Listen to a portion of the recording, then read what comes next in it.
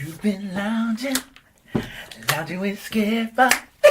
You've been lounging with Skipper. Oh, Yo. What's going on, everybody, to another episode of Loungin with Skip. I'm sitting here with, I'm glad she showed up. You know what I'm saying? I'm glad she came through. Hairstylist, one of the top hairstylists in the game, Kim Berry. Bless you, brother. I'm glad you showed up. How have you been? I have been busy, and thank goodness. But yeah, I'm well. You well? Doing well, yeah. Okay, so hairstylist. Mm-hmm. Okay, because I didn't want to just introduce it, that bam, like, well, I want to talk about you. I want to talk about your beginnings and how you got started and what sparked your interest into doing hair. Well, from when you were a kid. Yeah, funny thing is I was not thinking about doing hair at all. Okay. So I was just, that doctor, that lawyer. Mm-hmm. I was going to be that girl. And went to school, knocked out my 12 years. Well, first off, where are you from? I am from Los Angeles, California. Okay. Went to school in the Valley. Okay. Woodland Really? Hills, El Camino Really? High School, Okay. my school. And Hughes Junior High before that. And so Hale Junior High. So I... Yeah, like I said, any other kid, doctor, lawyer, Mom was just like, bring me a diploma and no babies. Okay, got it. That's the requirement. All right. Okay. So got through 12th grade and... Still not thinking about doing hair? Not at all. So you were just going through grade school, junior Yes. high, just being just regular? I went to the shop like everybody else and Okay. not thinking about anything. Okay. And so when I finished high school, got the diploma, I told my mom, I said, okay, look, I did everything you told me to do, got good grades, didn't bring you no babies. I said, here's your diploma. I said, I'm taking a year off. I'm not doing nothing. I'm just going to chill and just do me. And she's like, okay. And I said, she said, and so I said, okay, like, because I didn't think she was going to go for it. She's like, yeah, so it's cool. So, I went in my room and I began lounging. So I was sitting out in the room and about, a month went by, 2 months went by. She came in the room. She said, what you gonna do? And I said, what do you mean? She said, what you gonna do? Because it ain't but one queen in this house. She said, so you gonna go to school, you gonna get a job, or you gonna get the hell out of my house? Okay. I said, wait a minute.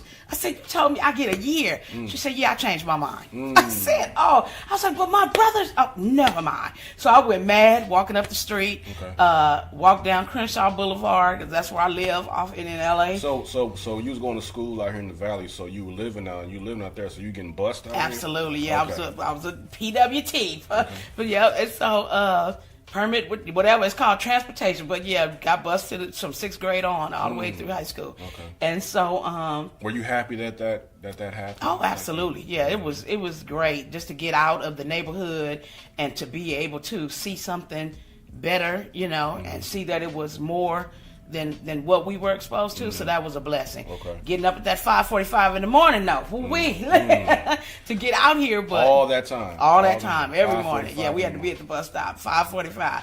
So that was just get on that long hour bus ride, sometimes longer than that if the traffic got crazy. Wow. So got to walking up Crenshaw. And looked up and saw Pacific Beauty College. I was like, let's go in here and see what they talking about. Walked in there, sat down, and talked to Mr. Goins, who was the owner of the school. And he said, what is it you want to do? I said, I don't know. I just need to get my mother off my back right now. And he said, oh, okay. So he showed me around the school, this is this and this is that. And he said, so, sign, here's your paperwork, sign right here. So I signed my name and didn't know I was signing up for school. He said, school start tomorrow at 8 o'clock in the morning. He said, I'll see you in the morning. So hold a minute. So you didn't have to put anything down? Like No. Pay any, he just said, He sign said, here. see you tomorrow morning. I said, wait a minute. What happened? I just got bamboozled.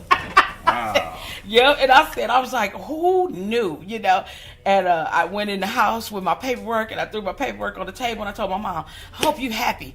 And she looked at me, and she said, I hope you happy, and closed her door and went in her bedroom. I said, what just happened? Wow. And so I said, I go to beauty school now. She was like, oh, okay, that's nice. So, you know, it's summertime. All my friends going to Magic Mountain and hanging out and doing this and doing that. And I'm like, wait a minute. I said, I got to go to school? And he was like, okay, let me tell you how this school works. He said, if you miss one day, don't show up for 30. I said, what? Are you serious? Oh, yeah, he didn't play. Mr. Gores was strict as all get out. He was Really? like, you better come here every day with your uniform clean. You better be ready. Like, I'm teaching discipline here. We getting ready for real life. And I was like, this is insane. What have I signed up for? So we had black this, man. Yeah, black brother. Okay. So we had this other teacher there named Miss Cooper, and she kept asking me every day, why are you here? I said, because my mother making me come. She like, really? So you wasn't even trying to do No, this. wasn't thinking about doing no hair. You were just showing up just to have something to do. Yeah, just to get moms off my back. I was like, what in the world? And so she said, every day she'd come ask me, so why are you here? And I said, I told you yesterday because my mother making me come. She said, oh, I'm going to make you a hairstylist before this is over with. I was like, you got to be kidding me. So when I tell you she gave me the hardest time all through beauty school, so I knocked it down. It was a year course. Knocked it down. How many hours? I was there 8 hours a day. Well, I mean, how many hours total? 1,600 hours. 1,600. Oh, yeah, California don't play. So, yeah, I knocked it down in 9 months. I was like, nope, not missing a day. My friends would call me like, come on, we going to such. I got to do this. There was one young lady, she had been in school for 4 years in beauty school. I said, you know, that's not really college, right? You know. She was there for 4 years? Yeah. Doing a 9-month course? Right. I said, you know, that's not really college. You're not supposed to be here for 4 years. Wow. So I made it my mission not to be that person, you know, yeah. So I said, we're going to go ahead and get on out of here. So knocked it down. We got to the end of the school year, and it was our competition, and statewide competition. Students from all over California coming to compete, beauty schools, trade schools. For the school? For the schools. Oh, that's new. Yeah, and so everybody came in and got ready to get down. And, you know, our teacher just said, get ready. This is what we're doing. Everybody get a model. We're getting ready to do this. So I was, you know, doing stuff. And my homegirl, she was only child. And so she said, I'll be your model. I was like, okay, great. So I said, okay, well, we're going to need clothes. We're going to need, you know, makeup. We're going to need all this. She's like, okay, cool. So her mom had bought her like 8 prom dresses. So she had all these, she was spoiled rotten. So she had all these clothes, and she was like, don't worry, I got it. So I was like, okay. I get in there on the first day. We getting ready to get her ready. And I turned her hair orange. I turned her hair green. I turned her hair, oh my goodness, a bunch of different colors. I kept running to the teacher going, please, Miss Cooper, can you help me? Can you help me? She said, absolutely not. She said, go back. You turned her hair green. Oh, yeah. Didn't know what I was doing. You know, practicing. It just throwing stuff out. Now, by this time, how long were you in school? Probably about maybe 6 months, because we weren't quite finished yet. So about 6 months. And I'm like, and it was funny because even it was Easter time when I got in, you know, after I got in school, I remember they brought me out on the floor. Easter or Mother's Day or one of those busy holidays. They needed people on the floor, and they came and got me. And I said, wait a minute, I just started school. You can't bring me out on the floor. They was like, oh no, you got this. Don't worry about nothing. So clearly they saw something in me that I didn't see in myself. So I was like, what is going on? I was like, this is crazy. So, they brought me out on the floor. I remember I burned this lady's hair, and what they call pocket curls. And I was like, oh my God. So literally, if you burn it off, you take it and you put it in your pocket so it don't hit the floor so the customer can't see it. So I was like, so my teacher walked by, she goes, and I said, oh man. She said, Kim, did you burn this lady's hair? I said, absolutely not. She said, I'm going to ask you again. Kim, did you burn this lady's hair? And she said, now, you know we're in beauty school, so the people already know they taking a chance by coming in here anyway. Right. I was like, no, absolutely not. She went through this lady's hair and found the exact spot, exactly where I burned lady's hair. She said, now, the next time I ask you, did you burn somebody's hair? She knows you're in beauty school. Tell her that you had an accident and that you burned her hair. Okay. The lady was like, I wanted to cry. I wanted to run away. Miss Cooper said, now, go ahead and finish. I said, no. You just embarrassed me talking about go ahead and finish. I said, and the lady was like, it's okay, baby. Don't worry about it. Okay. I said, oh, my goodness. She was so understanding. I was like, okay, I don't know. Which was a blessing. Yeah, thank goodness. And I said, because she could have destroyed my self-esteem right from there. But the lady was like, it's okay. So like I said, we got to the competition, and I kept going to Miss Cooper, help me, and she said, no, go back to your book. Okay. She said it'll tell you exactly what to do. So I had to read through. I'm telling my during homegirl, the competition. This is the day before we prepping, and so I'm telling my girl like, oh my God, I'm so sorry, your hair is green. She's like, it's okay, Kim, just do your thing. I'm not tripping. So she went short. We did a Halle Berry cut before that was even in. So what year was this? What was that? 87. This is 87. Yeah. So I'm like, oh my God. So we wound up coloring her hair. So my basic thing was to get it golden brown with these black tips because I wanted this cheetah effect, you know. So I knew what I was going for, but I didn't really know how to achieve it completely. So as I kept going back to my teacher, and she kept saying, no, go back to your book. Go back to your book. Like she was going to make me understand it. And I was like, I don't believe this lady. So we get to the competition the next day. My girl pulls out these fabulous ball gowns and jewelry and gloves and fabulous earrings. And she walked out and I was like, what? Like, oh, we finna kill it. Not knowing it was a 2-day total head to toe competition. So the girls had came and their girls were in jeans and shirts and, you know, because their hair was fly, but they weren't dressed for the occasion. Right. And I said, and my dad used to always tell us growing up, success is when preparation meets opportunity. Right. You know what I'm saying? Right. So my girl came, like our minds, without even talking, we showed up and showed out. Okay. And so it came together immediately. Out of 200 kids, I took top 10 out of 200. Shut them down. I was like, wait a minute. So now we come back for day 2. So now your confidence level. Yeah, it done raised up a little bit. So I see my teacher looking at me for the corner of her eye, right, but she ain't said a word. So come back the second time and shut them down again. Boom. And I'm like, oh my goodness. So I see this one brother, his name is David Williams. So he's like the prince of hairstyling because he was in they called him, was the hair ballers. They used to travel all over the world doing competitions, this, that, and the other. He comes over to me at the end of the competition. He said, how did you get her hair like this? What technique did you use? He's asking you questions. He's asking me questions. I'm going, oh my God, David Williams is asking me questions. What? You know, so I'm just a kid just thrown back. And I'm like, what is going on? And so at this time, you 18 years old. Yeah, 17. And so, so I'm just like, what is going on? So I just couldn't believe it. We killed the competition. So I said, maybe I really can do this. That's when my confidence just went through the roof. And I'm like, okay, I got this. So my teacher walked over to me and she said, didn't I tell you I was going to make you a hairstylist? I said, oh my God, get away from me, Miss Cooper. Get away from me. Right. But it turned out to be an awesome experience. Like I said, they saw something in me that I didn't even see in myself.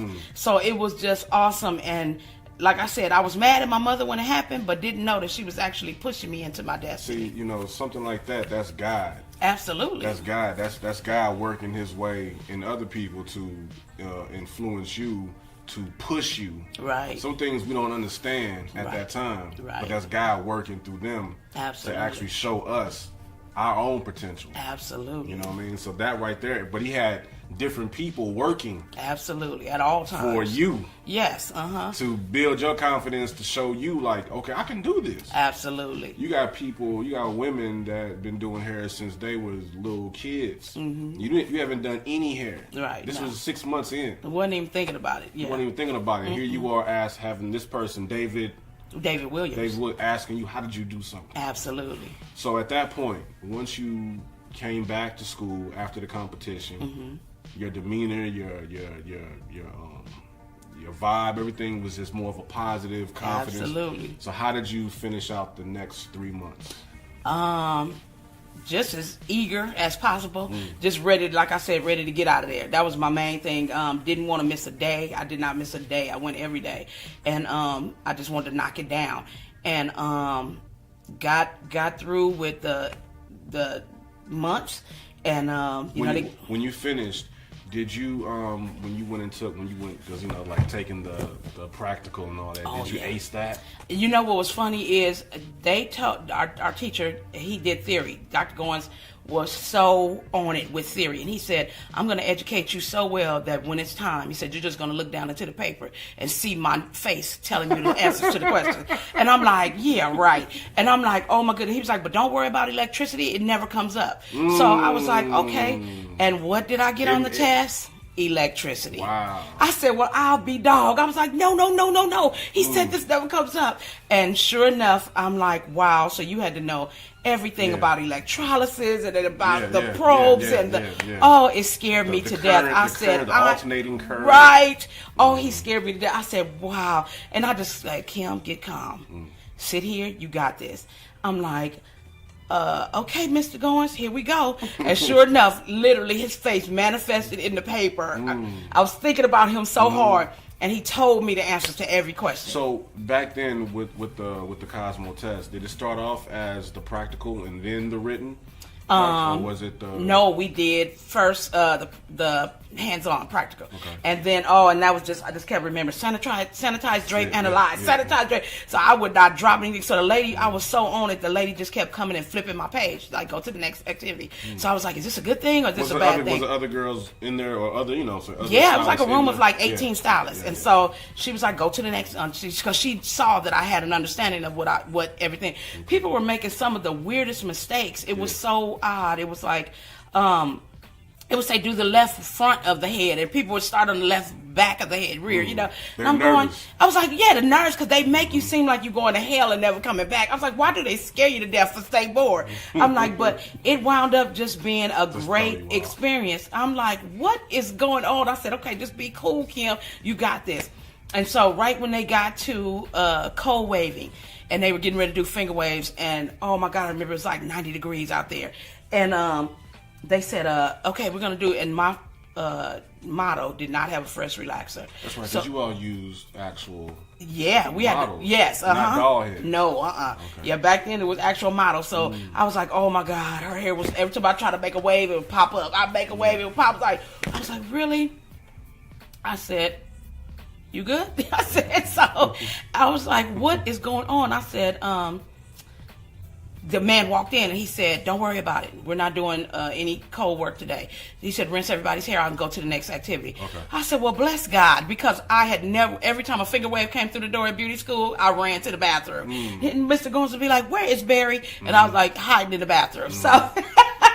because I hated him. And so sure enough, what do I get at Stay Bored? A finger wave. Really? I was like, so, but God was with me, like I said, and showed right on past me, you know. So we finished that, got to the written part, and what do I get? Electricity. Really? I was like, okay. So his face, the guy going. Yes, Yep. His face pops up. Yep. Then the answer started coming. Yeah, the answer started coming, and I was just like, okay, Kim, you got this. So knocked it down, but I wasn't sure, so I was for sure I missed. And I know you could only miss so many before they send you home, and you could come back again on another day. I was like, oh boy, okay, here we go. And sure enough, I was the first person she called.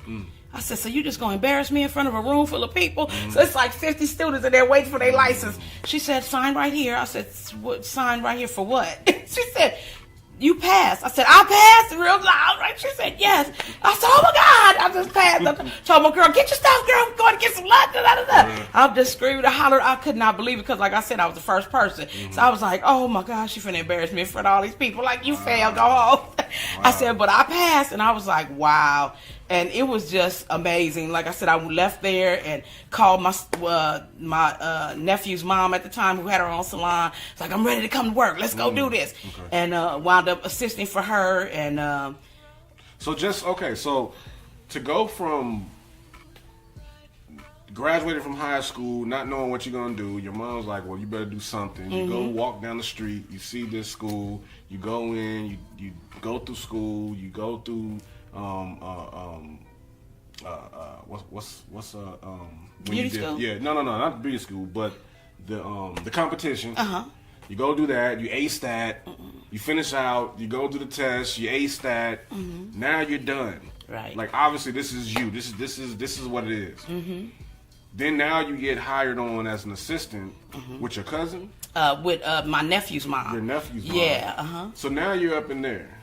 Okay, so from this particular point, are you doing hair, or are you just kind of just assisting? Shampooing, yeah. So I'm shampooing, learning the ropes about what it takes to run a business. Right. In an actual salon. In an actual salon facility. School and being in a salon is two different things. Oh, right. And then they tell you really you're not supposed to do that because, you know, you get a little lax when you're in a salon. And so you get to picking up some bad habits from people who've been used to just chilling in the salon as opposed to you being on this rigid schedule from state board curriculum.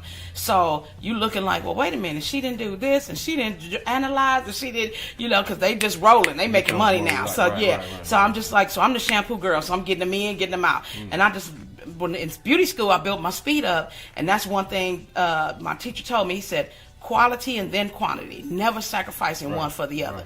So I made sure that if I was going to be a shampoo girl, I'm going to be the best one there is. So I would leave sometimes with more money than the slowest stylist in the salon. Like they would be like Kim is spinning circles around these people, and I'd start working from one stylist to the next stylist to the next. So I was working for the entire salon. So it just shampoo and hair, and was going home with a grip every week. And I was like, okay, well, assistants make this much money. How much are they making? You know, so it just got good to me after that. You know. So when did you start becoming an actual stylist in the salon? I had worked for, I think, maybe like another year or so, and I worked for another young lady, assisting her, and had heard, you know, that she had a great reputation. Wound up going to her salon, asking if she needed an assistant. Same thing. And everybody who I came in contact with, I made sure that I learned something from them, took something and made it my own. So I was also doing hair at the house. So I would do my clients at the house, go back and assist for them, you know, during the day. And then I wasn't really sure. Like, I'm like, okay, I don't know if I want to do this. Went and got a job working at Smart and Final. Really?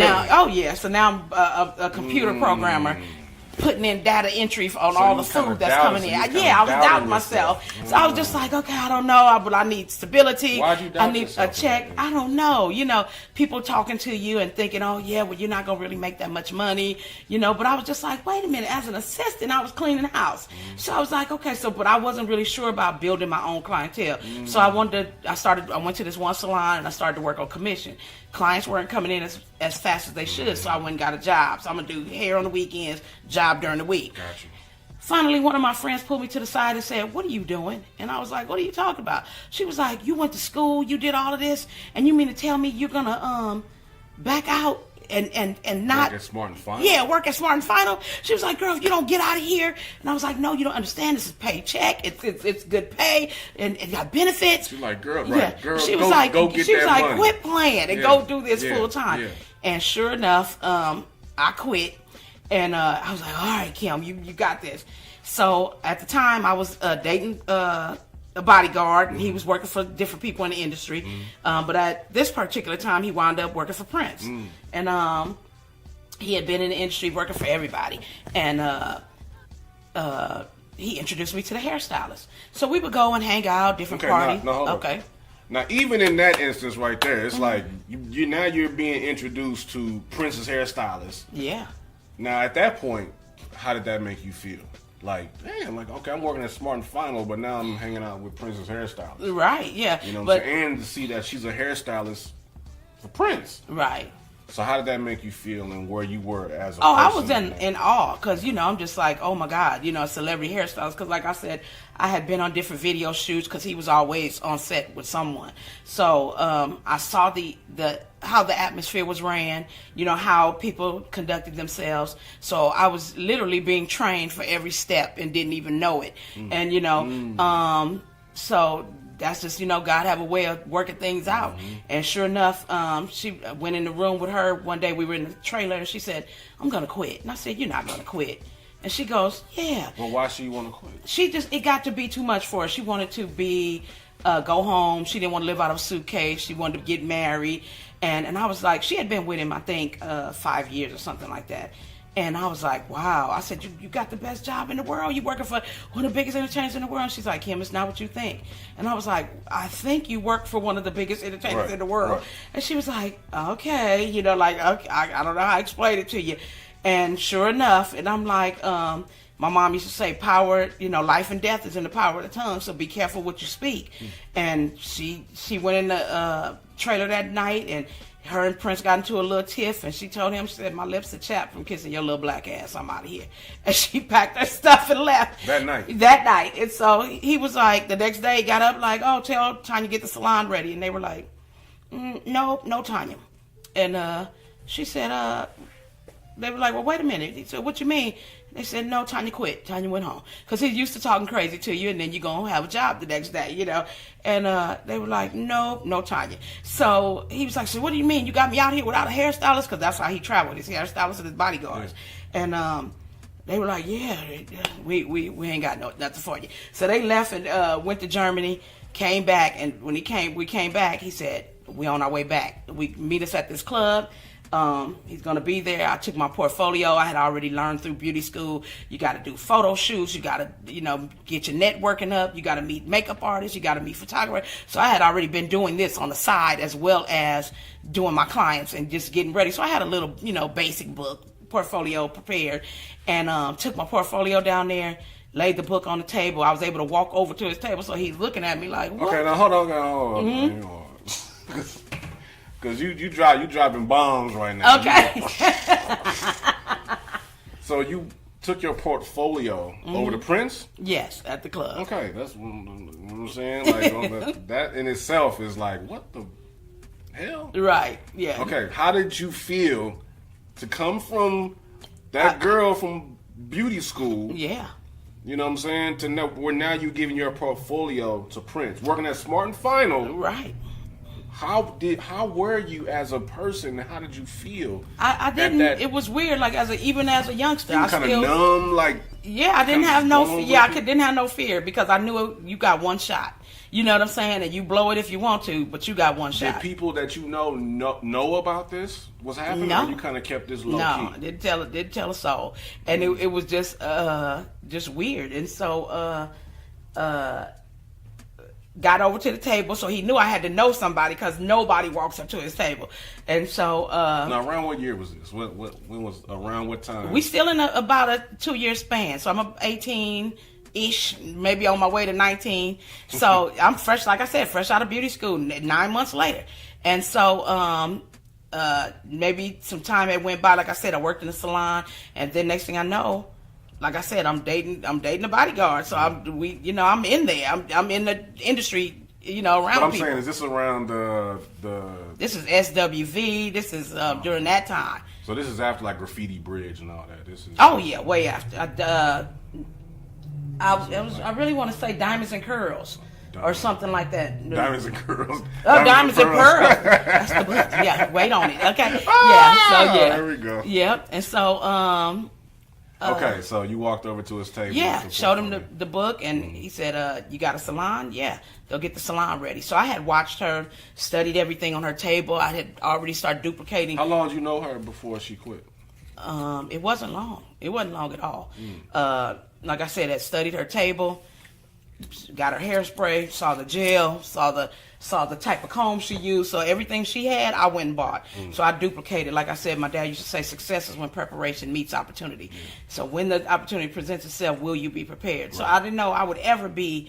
I wanted to work in the industry. Watching her, I was like, okay, well, I would love to do something like this. Never thinking it would ever be Prince. Right. But anybody, I wanted to be prepared. Yeah. So if she's using it, then clearly I might need to use it. Mm-hmm. So went on and bought this stuff. So he said, go get the salon ready. So I knew how to black out the windows and get everything ready for the salon. How'd you know how to do all that? Watching her, talking to her. She told me how to do it, and I just kept mental notes on everything. So she just putting game Yeah, she was schooling me the whole time. I think she knew. Yeah, maybe. She may have. She was tired. She said she didn't want to do it anymore. And so she was schooling you in the low, like to where you didn't know. Yeah. But she knew. Right. She was a lot older than you. I don't even know. That's what was funny. Have you seen her ever since? I have not seen her since. Really? That's what's really strange, and that was an intricate part of my life, and not to see her ever. And you again. haven't seen her since that? No. You know her name? I just remember Tanya. That's all I remember. No last name. I don't know her last name. I'm like, that is crazy. I can see her face in my head as clear as day, but I don't know her last name. Wow. Yep. And so got the salon ready. He called. He said, Kim, this is Prince. And I'm like, So And I was like, that's just really his voice, He called you. coming through this phone. And I'm like, oh my God. He says, Now was it Kim? This is Prince. very, seductive and sexy. And I was like, wow. So he said, I'm not going to be able to make it. And I said, oh. I said, okay, well, next time you come to LA, just know you got a hairstylist. He said, well, do you travel? Now, I haven't been out of Inglewood, let alone California. Wow. And I said, well, yeah. He said, is there a problem? No. No. He said, no. And I said, no, it's cool. He said, okay, the flight leaves in an hour. We're sending a car to come get you. Okay. Like, and I hung up. Because I said, before you stick your foot in your mouth, get off this phone. Hung up the phone. I called my mother. I said, I just spoke to Prince. She said, stop lying. I said, no, I just spoke to Prince. And so she said, so wait a minute. So I broke the story down to her, and she started screaming. I started screaming. I said, wait a minute. Somebody got to get a hold of themselves. So she said, get your curling irons, get your hairspray. I said, he said the plane leaves in an hour. But what about my clothes? I was like, what am I going to do for clothes? She said, you better get on that plane. I'm going to send you some money when you get there. You go to Target, get you a duffel bag, and you put some clothes in the bag. You keep going. And I said, oh my God. Sure enough, limo pulled up in front of the salon. Oh yeah. Did anybody see that? No. It was nighttime, like almost midnight. Wow. So we were catching the red eye out of LA. Wow. So Christmas Eve, pull up to the salon. Talk about a Christmas present. Right, how about that? Pull up to the salon. I get in the car, get to LAX, get on the airplane, and there he is. And so it's his brother, who's his manager at the time, Dwayne. Is it a private? No, we on commercial. And so I see Prince, and I'm just like, he, did the one, little nod. I was like, okay, girl. Sit down a couple seats behind him. I said, this is really happening. I'm like, okay, this is happening. Flew to Minneapolis. First time I saw snow, like really saw snow. And I was like, oh my God, Christmas lights. Now, were you on the plane freaking out the whole time, or were you just kind of, did you go to sleep? Yeah, I went to sleep. I went to sleep? Yeah, remarkably. I don't know if I could have slept. I went to sleep, and I woke up, and that's when I remember seeing snow. And I was like, oh my God, it's snowing. So I'm like, wow. So get in the car whisked us to Paisley Park. I had only heard about Paisley Park on a song. Paisley Park is in our hearts, right? So I'm like, it does exist, like the Santa Claus commercial. Right. And like it was the North Pole. Yes, exactly. So it's sitting in the middle of all this snow. Pull up into the gates, and they direct me upstairs to the hair salon, which would eventually become my domain, And this is in the house. No, this is inside Paisley Park. He actually lived down the street, so everybody thought Paisley Park was his recording studio. So he didn't actually live inside Paisley Park until later years. And so went inside, get up there. I set up all my equipment. I'm like, okay, Kim, you built for this. Let's go. Right. So I get the salon ready. His brother comes in, gets his hair done. He said, okay, I got some other people, downstairs. So his brother came and got his hair done. Was it like, what kind of hairstyle did he have? Long, shag, very sleek, very nice hair. Type stuff? Yeah, pretty much. Yep. Okay. So, cropped him, got his ends trimmed, hooked him up. He was flying, bouncing and behaving when he walked out. He goes to the, he goes downstairs. He probably went down there to show him. It's the audition. So I'm already knowing what's going on. So by this time, one lady comes up that's hanging out in the building. I hook her up. Another lady comes up. Really? I hook her up. It's nothing. Another lady comes up. I hook her up. Now, what time of the day is this? It's about 3 or 4 o'clock in the morning. It's Christmas Day? Minnesota time, yeah. So it's Christmas Day? Yeah, because we left LA at midnight. So now we flew into Christmas. So this is Christmas Day. Yeah.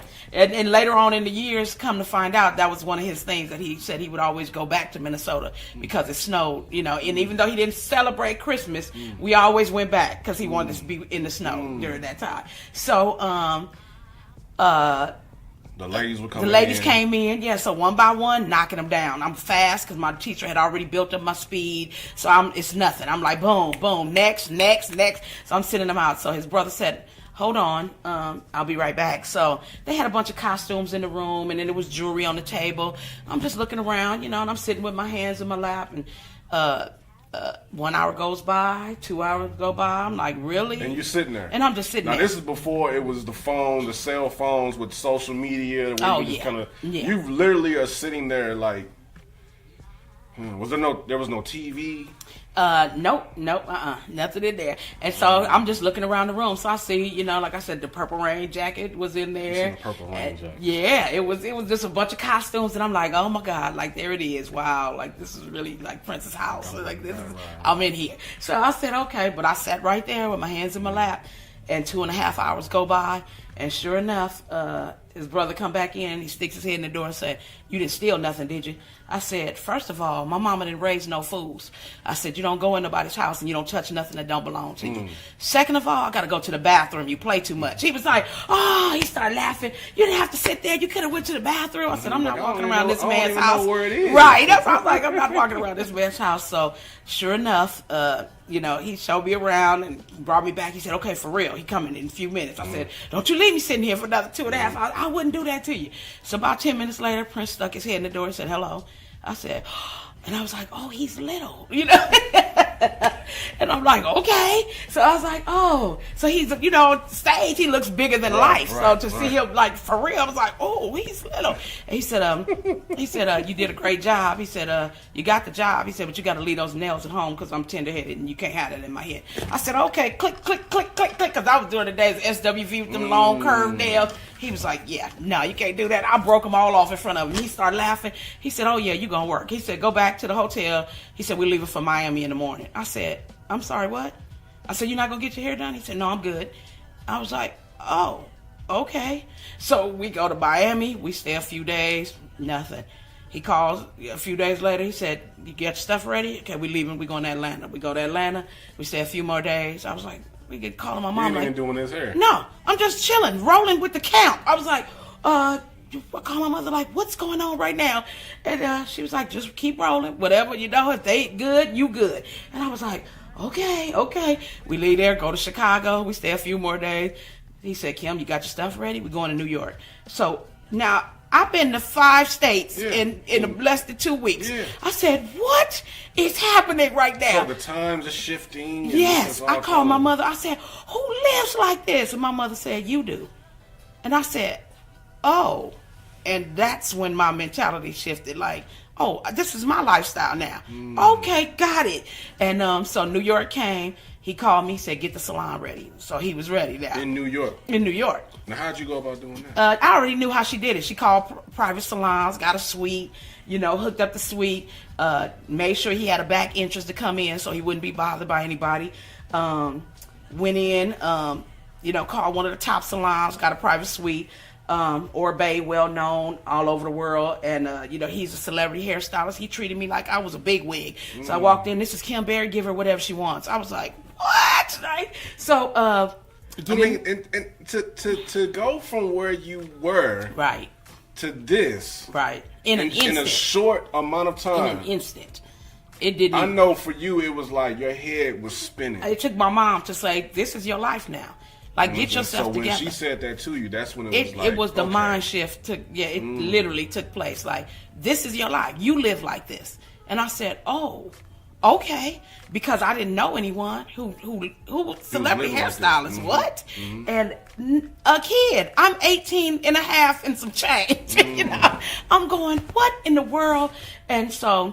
Sure enough, he walked in, and now by this time, people didn't know. They weren't knowing back home. No, didn't tell us so. Only person knew was my mother and the bodyguard. And so I got into the salon, and first of all, his brothers tried to spook me to death.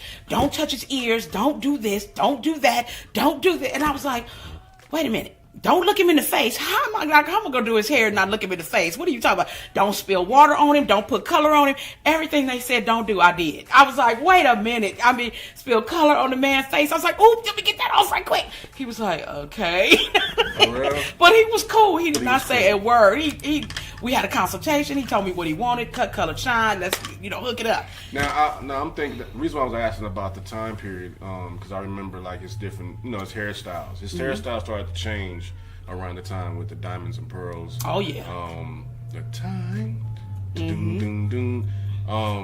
So when his hair, because his hair was long, but then it started getting cut. You were the one that kind of made that transition for him to get cut like that. Yeah, and so that was just amazing to see him take all that hair off. I was just like, he was like, I want it short. We're gonna do this, and I was like, okay. So we would collab. I say, you want a heavy bang? You want to, how you want to do it? You want fringe? You want, spikes? So he was like, okay, wait a minute, you're giving me too much information. So he knew, like he would kind of guide me in a way, and then I would take it the rest of the way. So even all throughout the years, that's how we would do it. So he would shoot me in a direction, or I would bring him pictures, or like I had friends who were artists, so I would have them draw out his face and then put different hairstyles on his face.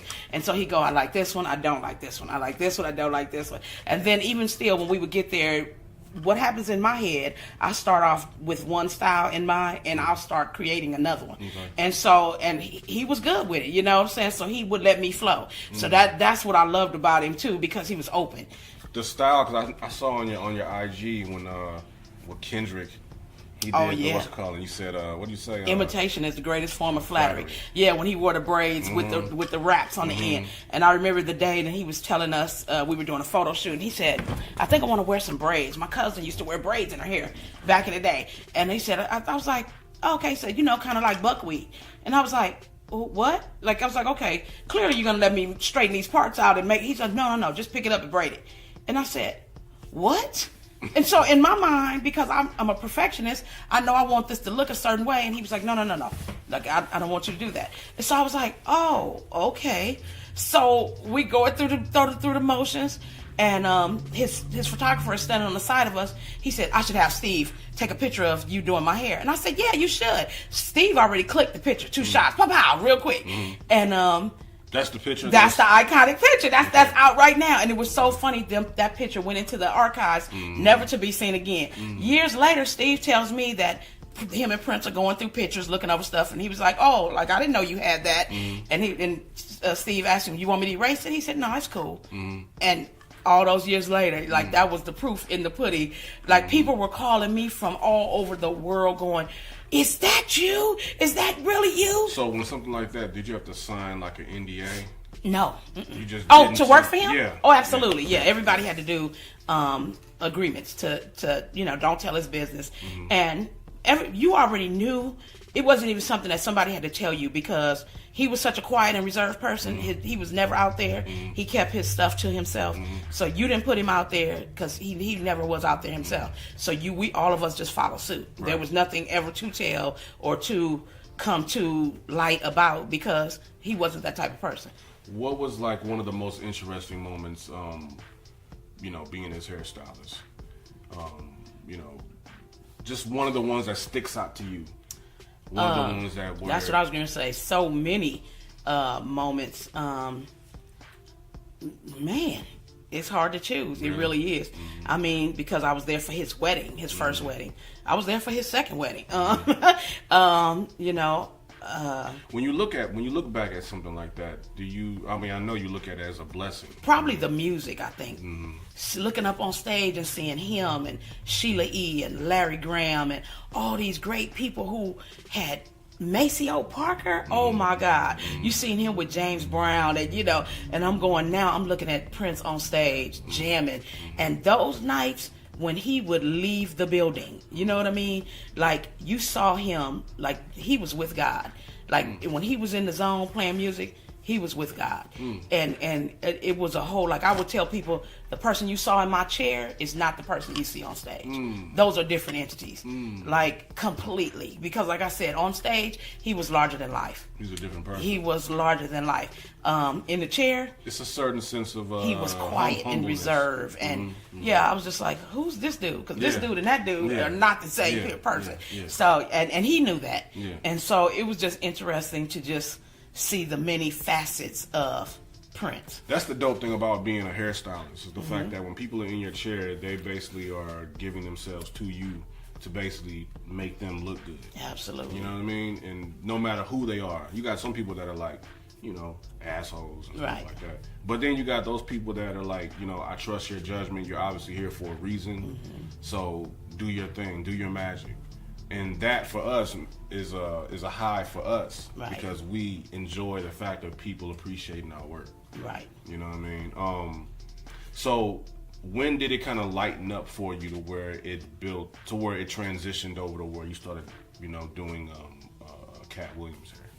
I had been doing Cat. I've been with him about 10 years, and I think Pimp Chronicles was that the first movie I did with him? That was a riot. Just hanging with all comedians for a week and some change. I know it was like change. They were bagging on each other every day, all day. Like my stomach was hurting and my cheeks were hurting from laughing so much. How'd you get that job with him though? My homegirl Lena is Cat's manager. Okay. And she had been with him for years, and she called and she was like, "We in LA," and she said, "Are you interested? I need somebody to do Cat's hair." And I remember seeing a video of him, and he was like, "Stop walking up to me asking me, can you do my hair?" Like, he was like, if one more female walk up to me, and he was actually saying this in his stand-up, and I was like, oh, I'm never going to do that. I'm never, And it was funny because maybe like a week later, I got a phone call from Lena, like, I need you to come do Cat's hair. And I was like, and so I had been hanging out at the different comedy shows and different little clubs and stuff, and I knew him when he was Cat in the Hat. That's what they used to call him back in the day. They used to call him back in the day when he first started out. So I saw him at Hollywood Park and a bunch of other places. This before he got famous. Next Friday? Oh yeah, all of that. Friday Way before that. Really? Oh yeah. So we was in the the neighborhood. So it was just interesting to see him when he had evolved into this. Now he's doing videos and movies, and I'm like, wow. So now I get the phone call to come do his hair. Okay. And when did his hair, and like I said, I hung out with him, and he was just hilarious. He was, like I said, he and Prince have a lot of things in common. Their work ethics, how hard they work. The people that they have around them, they're very selective of who's in their midst, always aware, always watching.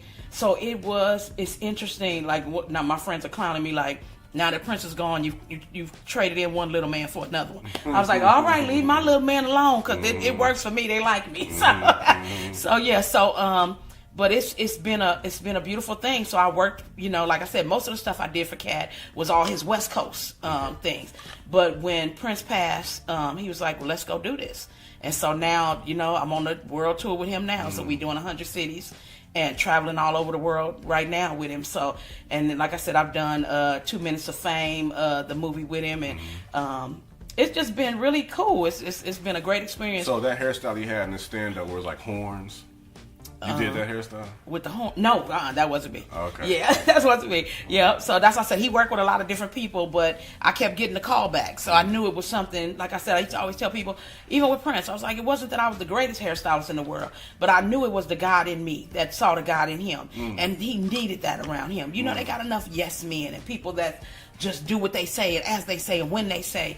But it's something about when you just real and you just, And that's one of the reasons why we're talking now.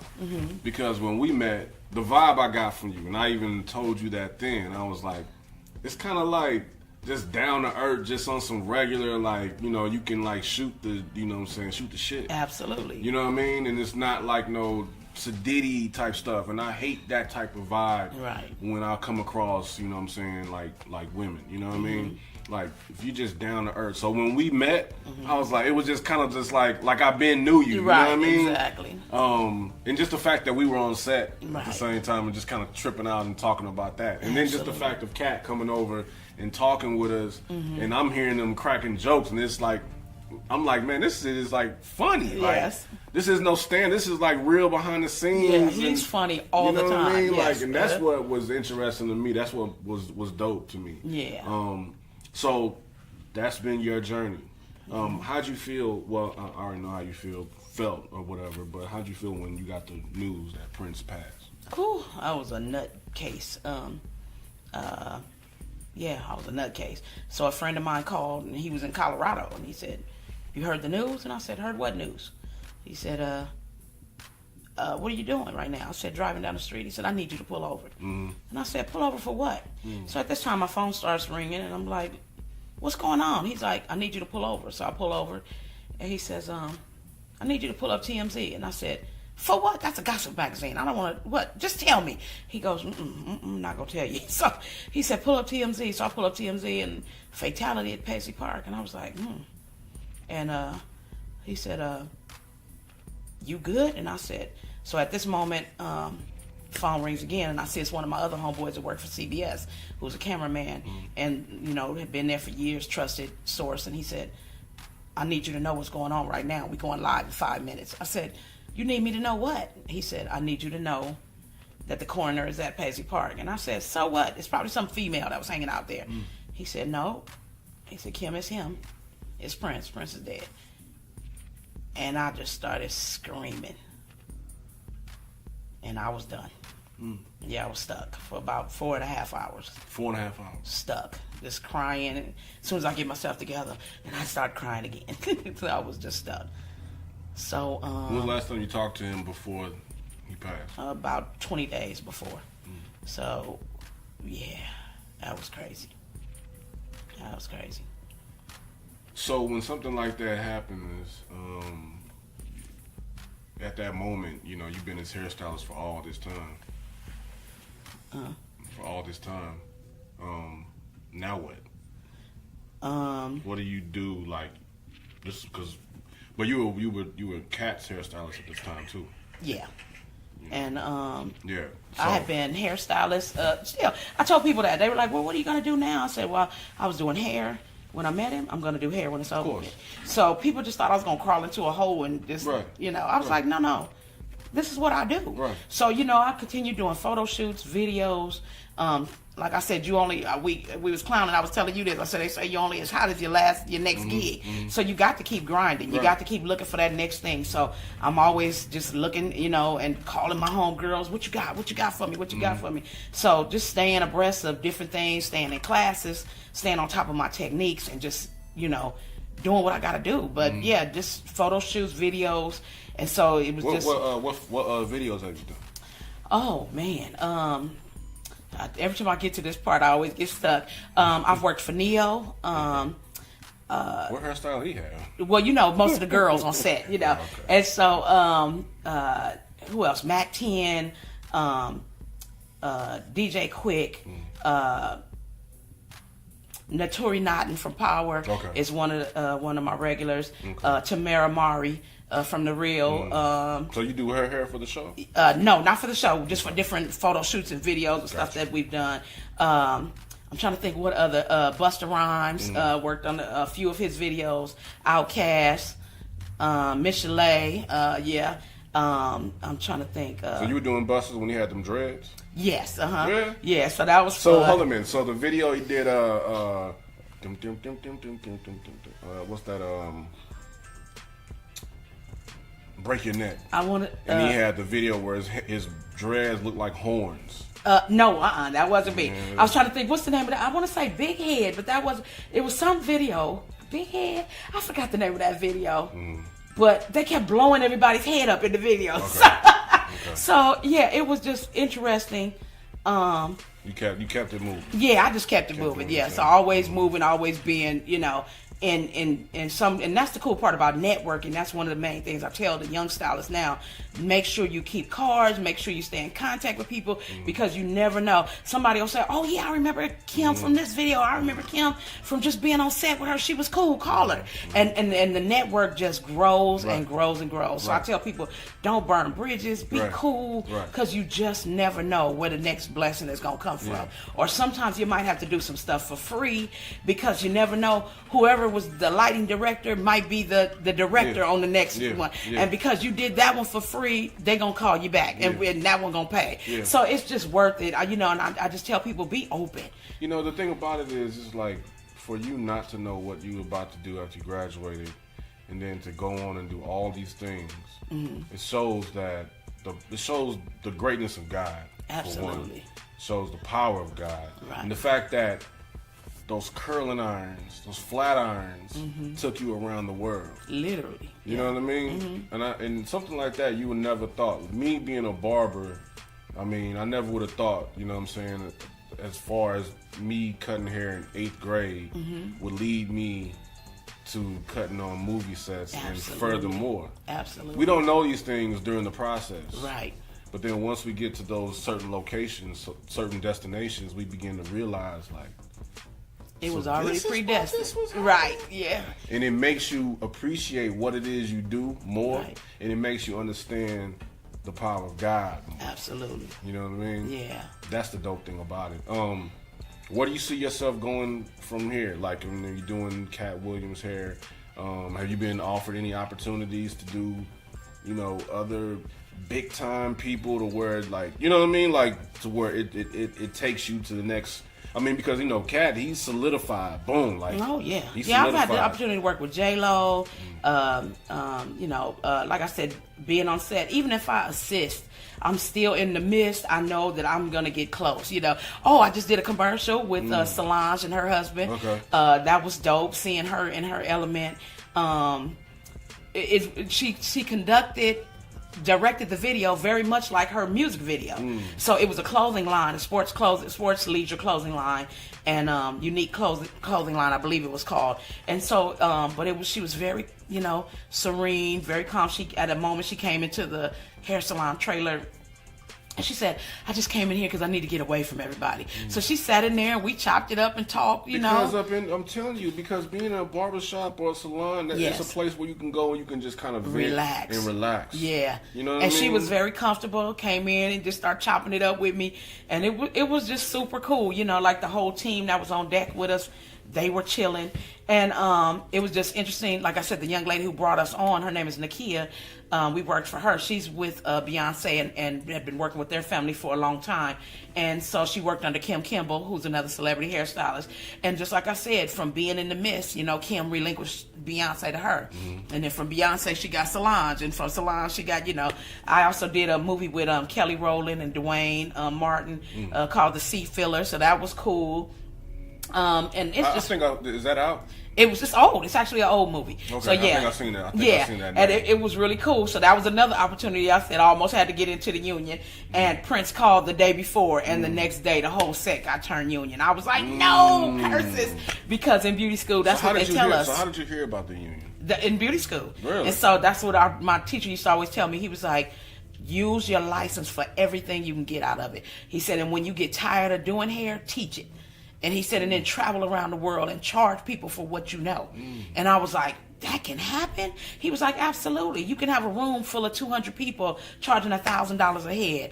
And see, that's why I'm like, I'm wondering, because, listen, my station's right there. You see them 2 licenses right there? Yeah. I'm like, so I look at things like that. I'm like, can I do that? Absolutely. Can I be in a room? Yeah, absolutely. Where 50 people are paying? Yes. You know what I'm saying?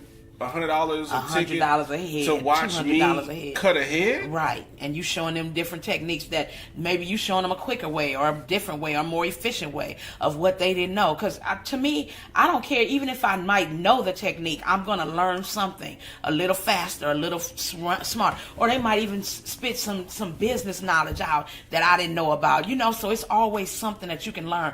Everybody I come in contact with, I'm like a sponge. I'm going to learn from you. Whether you know more than me or I know less than you, I'm telling you, God makes it so that we are teachers and students at the same time. And that's what I loved about being around Prince, that he was the teacher and the student. So he would have days where I would stump him and he'd be like, oh, Kim, like, how you know that? You know what I mean? And we would laugh about it. And, you know, some days we get into arguments and he'd be like, no, Kim, that's not right. And then we look it up and sure enough, I'd be right, you know? So for something like that, you know, people like old girl was saying beforehand when she was saying like, you don't know, you know, whatever, like shaking her head about it. Is that what you think? What are the because you know, you got some people that are like, man, I wish I could do that. And you got the positives. But what are the negatives of something like that? Long hours. Sometimes being disrespected. For reasons that have nothing to do with you. So he might be mad at the accountant that day, but because you're the closest one standing to him, you're going to get your wig blown back. And I mean, I remember walking out of his room some days crying, and security would be like, what happened? Like, wait, what happened? And I was like, he just went off because there was a piece of paper on the floor. But then I had to regroup and bring myself back together and like, it's not about you. Like, he just needs to blow off some steam. But you just happen to be the closest one there. And you have to have thick skin to deal with celebrities. I call it sometimes glorified babysitting, you know, because you got to deal with a lot. And now that I've lived the life that she's talking about, I get it. And I'm like, it's not what you think, you know, because you have to do a lot more than just style hair. Style hair. Because he used to tell me all the time, Kim, you got to get in where you fit in. If you see something need to be done, just, you see a piece of paper on the floor, pick it up. And I used to be like, what? My license say cosmetology. You know what I'm saying? But to me, that's what kept me there longer than everybody else. Because I did what was asked from me. I did what wasn't asked from me. Asked of me. Because of something like that, they become family. They become family. And, yeah. and if how you and are he see that he can trust you, right. yeah. And he talk about you, and then you come back, like we would laugh and joke. Fuck you, man. Right, like, we would laugh and joke and bag on each other's mama some days, yeah. and the next day he would walk in and he wouldn't say a word to you, but you knew you better do his hair and let him out that chair and go on about your business. Mm-hmm. So I would go hide in the office somewhere. They would have to come find me. Mm-hmm. He'd be like, where is Kim? And I'd be like, because that'd be the day that somebody's getting fired. But the day that you take it for granted that he's your friend or your homie, no, he's the man who signs the checks. So I never confused one day with the other. Mm-hmm. I knew what day I was on at all times. Mm-hmm. I paid attention. I grew to learn. And every client that I'm with, same deal. Mm-hmm. I make sure I learn their demeanor. I make sure I know what's on and what's not. Right. You know what I mean? Right. So you have to know those things with dealing with a celebrity, because they're not a typical client where you can just dismiss them and say, I don't have to deal with you no more. No, because this is the industry that you chose to be in. So yes, you are going to deal with them, and depending on what they say to you, you will be back tomorrow.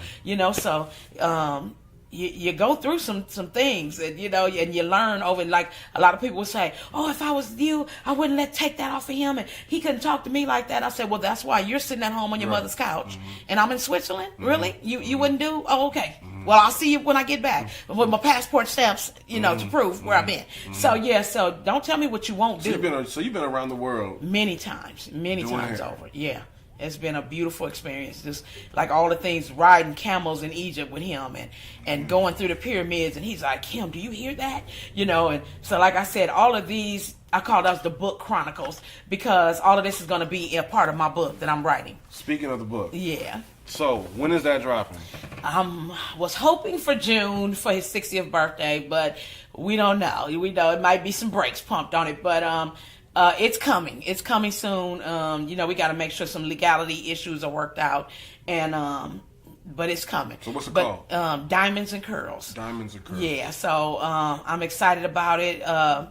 Just like I said, how you hear that old saying about everything that glitter ain't gold, and everybody think, oh, the shiny things are what I want, and it's not really what you think it is, and so that's why I said, literally, remembering Tanya say, it's not what you think it is, and I've traveled a mile in her shoes. So the book talks about all of that. Will entail, the ups and downs, the good, the bad, the funny, the angry, but nothing scandalous, nothing salacious, gonna show him in all respect.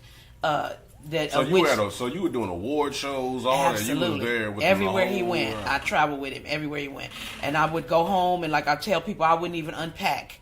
I take the dirty clothes out, wash them, put the clean clothes back in, because I kept it there, because he would call at any moment and be like, "Can we go in here? Can we go in there? Can we go into Switzerland? Can we go into such?" So I had to be ready. For how long? Close to 30 years. About 29 years. 29 years. Yeah, with Prince. Yeah. And in that 29 years, still having the opportunity to work with other celebrities, and like I said, it's somewhere in between there is when I met Kat, and so now doing his hair and things like that, it's like he's flourishing, I mean, he's, he was doing his thing, whatever, but now it's like he's boom. He had the movie in December that came out.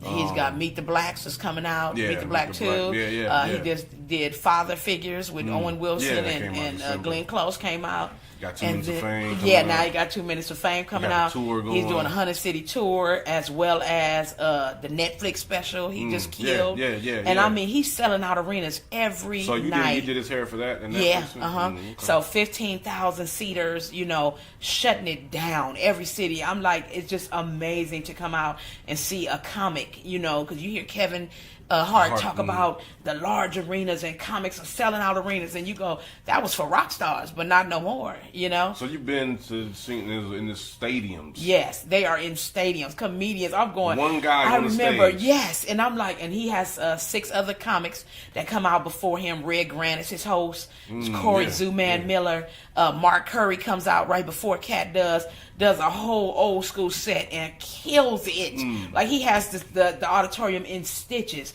Shallant Pfeiffer, just super dope.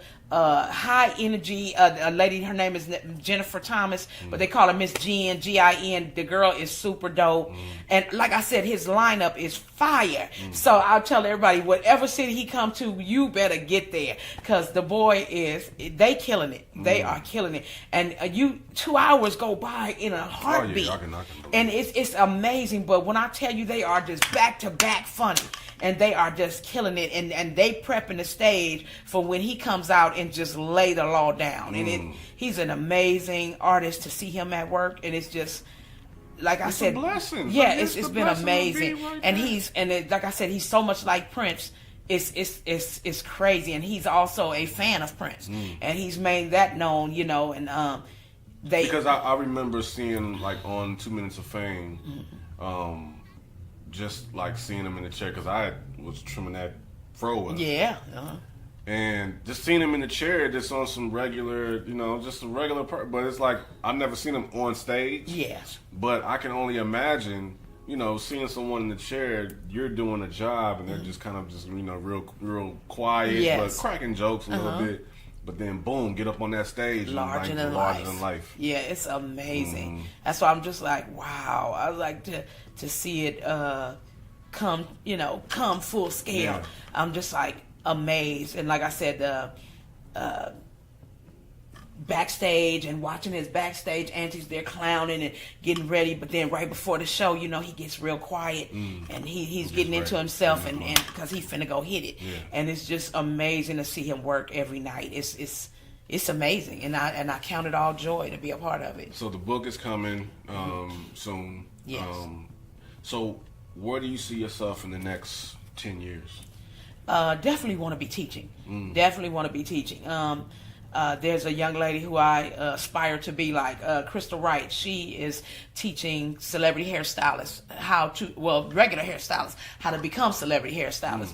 And she tells you about, being in the game and making sure you know how to negotiate contracts. So I'm going to bring all of what I know from being on the road and being a part of the celebrity lifestyle, and make sure that I train people so that they don't step into the potholes that I did. So, and she's charging people $5,000 a head.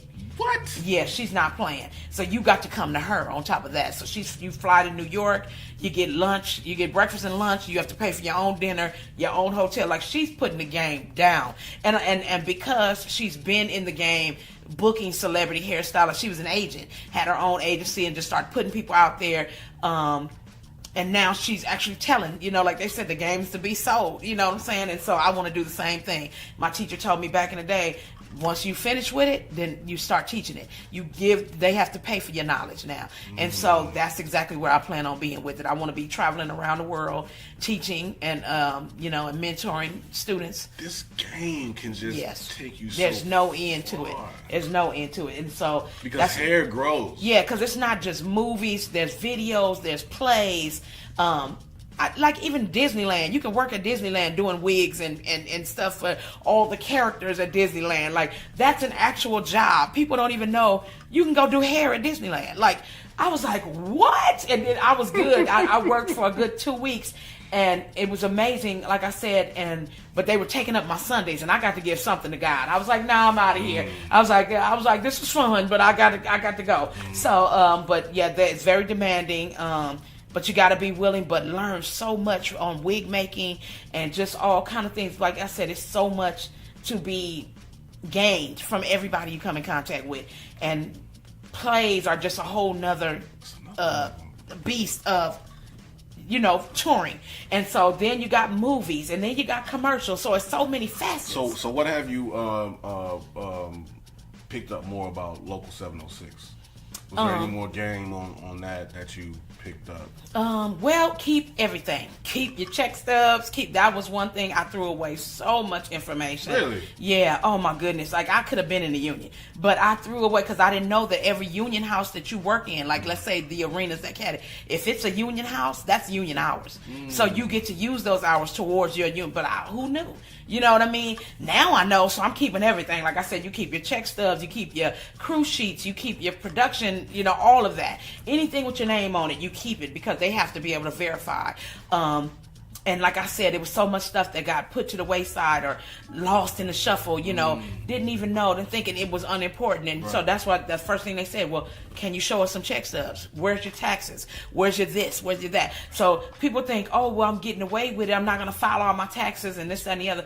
Well, sometimes you're going to have to be verified. So you're going to have to show something. And that's what I'm going through right now. Yeah. I have to, by me sending my stuff in, I have to now get the employment verification letter. Right, yeah. So that you have to show them something. So that, and everybody's like, oh, we're thinking, oh, yeah, well, I'm not going to show all my money. Well, sometimes it's not about showing all your money, but you got to verify. Something has to be verified. Yeah. And so that's what we so busy hiding. But it's like, no, at some point, you got to come legit. There's no shortcuts to success. Yeah, absolutely. And it's like, that's another, getting into the union. Like I said, the Local 706 is one of the highlights of my career. So I can't wait to do that. And be a part of that. So like they said, membership has its privileges. So that's a lot of things that a lot of students don't know, you know. And so I'm telling them, like, get excited. Like, it's past beauty school. It's something. It's so much out here for us. Like, we have no idea. Like, my teacher told me a little bit, but once I got into the industry and started talking to people and knowing, finding out from other people, this is available and that's available. And I'm like, what? You know, but it was so interesting just jumping out of the gate, which is a 1 in a million, you know, chance that I would get one of the largest entertainers in the world. Like, where do you go from there? You know what I'm saying? So anything, I have to make it great. And so that's what I'm doing right now, is making sure I don't fall into mediocre and make myself meteoric. You see what I'm saying? So we constantly have to recreate ourselves and make ourselves, you know, redo the brand. What can I do that's fresh and exciting? What can I do to put myself out here to make the next celebrity go, I need to work with Kim Berry. So that's what I'm in the process of doing, is rebranding myself and getting everything in order and just making sure I do it right. You know, because like I was young that first time out, and I was so busy living by the seat of my pants, I didn't know I was supposed to have my house in order on the back end. So now I'm making sure that all my I's are dotted and all my T's are crossed this go round, because I know God has already showed me that it's finna go to a whole nother level. So I got to be ready. And I remember Prince and I opened up a salon. The first salon we opened, and it didn't do so well. We was open about 4 years, and he said, should I have sent you to business school? And I was like, no, I got this. Because you think that's what your ultimate goal is, to open a shop and let people pay you. No, it goes way beyond that. It's more than just being a salon owner. You got to have products. You got to have hair. You got to have, because when you walk into a white salon, what's the first thing you see? Products.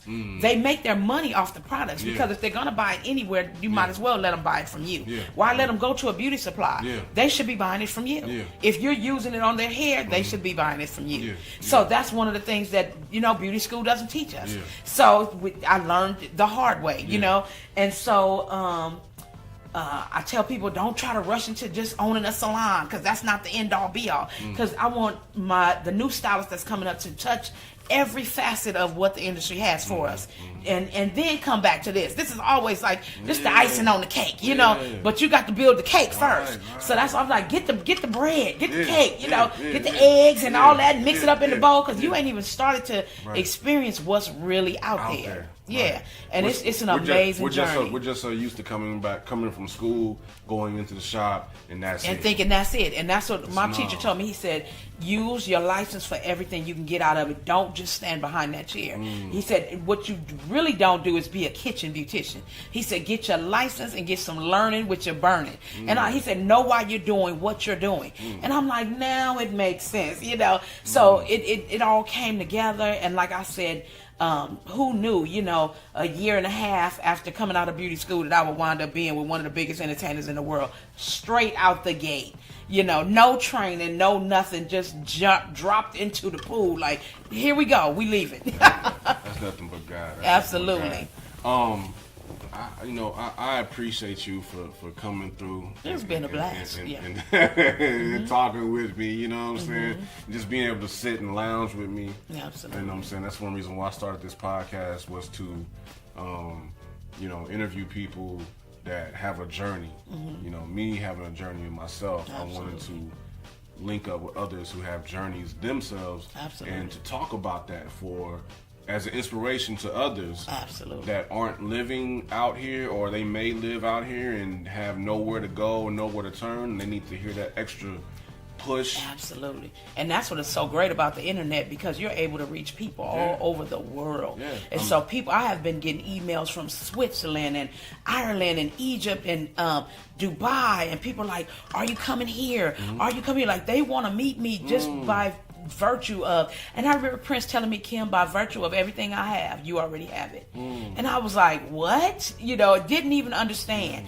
And now I see how his fans are now loving me and ready to be a part of whatever I have going on. And they want to touch me and be a part of me and be at the different, I've had the opportunity to go to Paisley Park and speak on panels about Prince. Yeah, so that's what I did last year. And so I'm going back again this year to speak at the University of Minnesota. Okay. So there's a symposium that's going to be going on called it's called Prince the Symposium. So and they're going to be talking about everything Prince. So there's scholars that are literally breaking down every era of his journey, and then they're going to have all of us, the PRN alumni, come in and talk about actually touching the man. And so all the fans will be able to get not only the factual basis of what he did, but then, like I said, to hear heartfelt stories from us coming from people who actually walked the journey with him is just amazing. And like I said, when I did Paisley Park last year, and the fans were like, oh my God, it's like sitting on the porch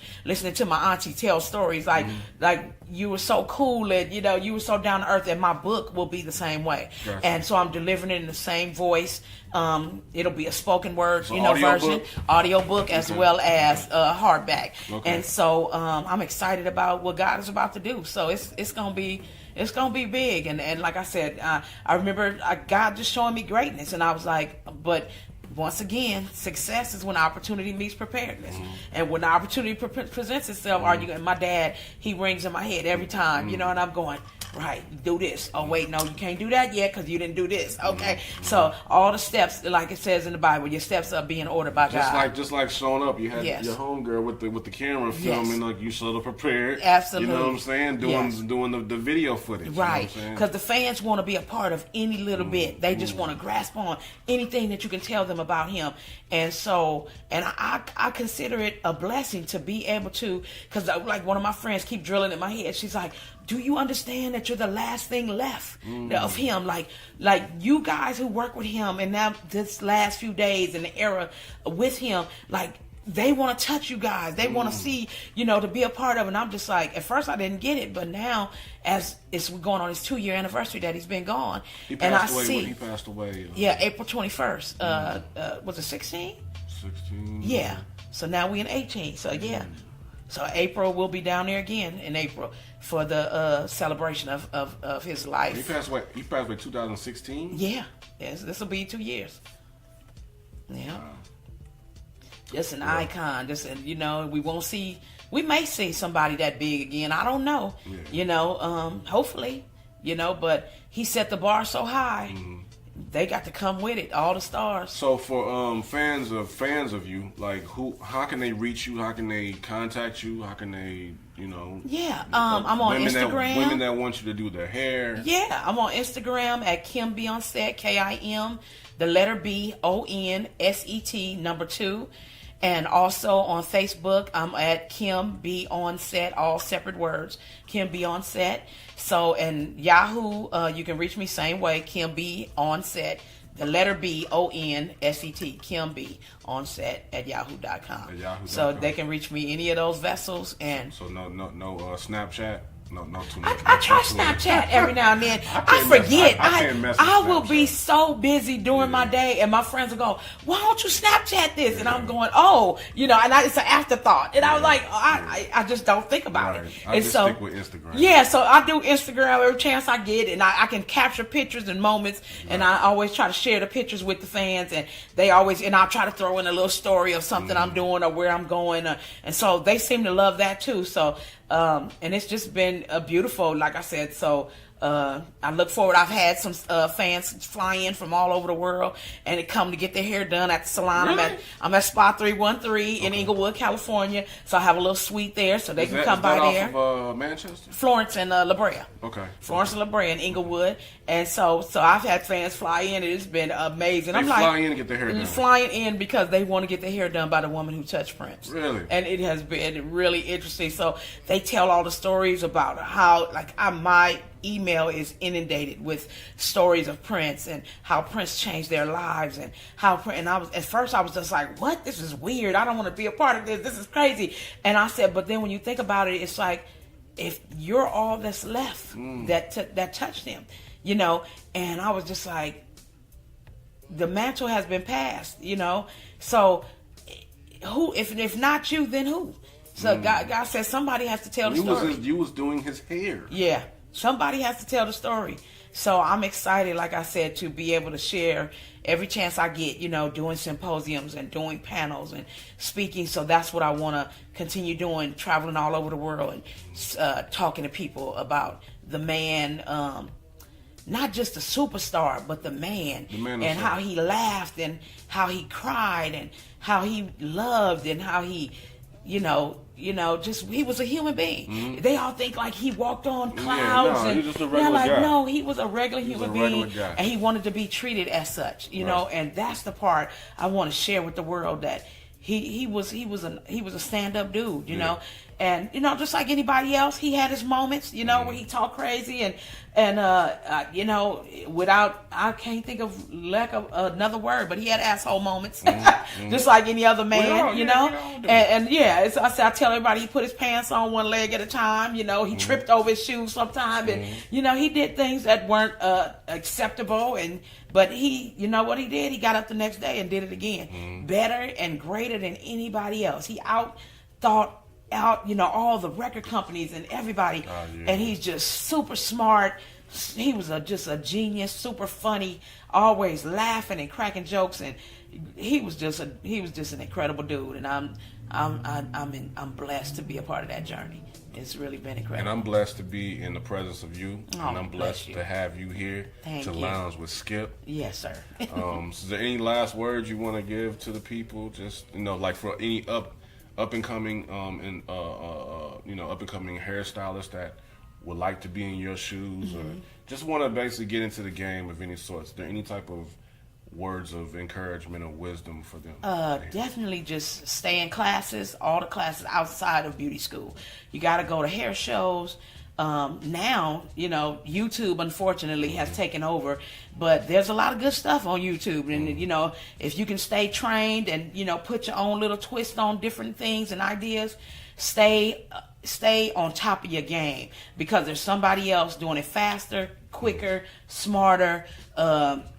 If there's an easier way to do a certain type of hairstyle, and like I said, you're always going to come up with your own little twist on how to put your variation on it, but just stay on top of your game, stay vested, be encouraged, stay around people that's going to encourage you, get away from the naysayers. Sometimes going up to a higher level, you're going to have to walk by yourself. You want to take everybody with you, but everybody ain't ready. I know. Everybody ain't ready. You got to leave them at the bottom, And I have a new friend, and that's what he says all the time is, I'll see you at the top, not from the top. And I'm like, I don't know, because everybody not go with you, It's just not in the journey. Some people, that's the end of their chapter, and when God puts a period there, you can't bring them into the next chapter. So you have to leave some folks behind, and sometimes shining, and you not shining is not doing them a service. You have to shine bright to make them step their game up and do better. So that's what I just, water seeks its own level. So I'm constantly looking for people who are doing greater than me and better than me and faster than me, because I want to be where they are. And when I learn that technique, then I want to go to the next one. And when I learn his technique, I'm going to go to the next one. And when I learn her technique, because, you just want to keep going higher. And stagnant is never where you want to be. So just keep grinding, keep moving. Internet presence is a must now. Everybody, like the portfolio, what I had back in the day was a paperback book, right. and you took to the client. No, now your portfolio is your Instagram. Right, your portfolio is your Facebook page. Right. So you want to have a personal page where you're clowning. Right. You keep that separate from your business page. Right. Your business page should have all business material. Right. If you're a makeup artist, I don't want to see nothing but makeup. Right. Because I don't want to see where you was at the club clowning with your girls, right. where we went to Magic Mountain with the kids. I don't Right. want to see none of that. That's if I'm what- an agent coming to your Yeah. page, that's the last thing I want to Yeah. see. All I want to see is your work. Right. That's why with me, on my Instagram, I have my personal Skip Right. is the Man, but I also have my music, sharing the music, and I Right. also have my hair Skips Clips. Absolutely. And in all of those, I promote the podcast. Absolutely. Because they cover all facets Absolutely. of those. That's all me. That's right. As you the should. people that I'm interviewing, it's all this. Right. So I have to basically spread it amongst, all accounts. Absolutely. You know what I mean? Yeah. So- And that's why I said having an internet presence is a must, because the first thing now, where agents used to say, bring me your portfolio. Now your portfolio is your Instagram. Yeah. Now your portfolio is, so you have to make sure you're putting your best foot forward at all times. Every model can't go on your business page. Maybe if you have your personal page, you can show, all the home girls. No, you want your professional things on your business page. Yeah. So that's one thing that I'm learning, as well as telling the youngsters, you got to have an internet presence, because that's the way of the future now. Everything is internet. And internet is reaching all over the world. Like I said, I'm getting emails from Dubai and Switzerland, and people are asking me, well, what do you think about this color technique? What do you think about this? Oh, you work for Prince, and oh my goodness, and well, how did you complete this hairstyle, and how did you? And I'm going, wow, like, who would have thought, And so, like I said, I'm looking forward to traveling and sharing my journey all over the world now. That's tight. I'm not going to keep it here just in the United States. I'm looking to go worldwide and travel and tell my story and share my lessons and and just feed into spread the love and the knowledge. Kim, I appreciate you for coming and share with me. Thank you. you. Know what I'm saying? I'm thanking you for lounging with Skip. Yeah, it was a pleasure. And until the next time, peace.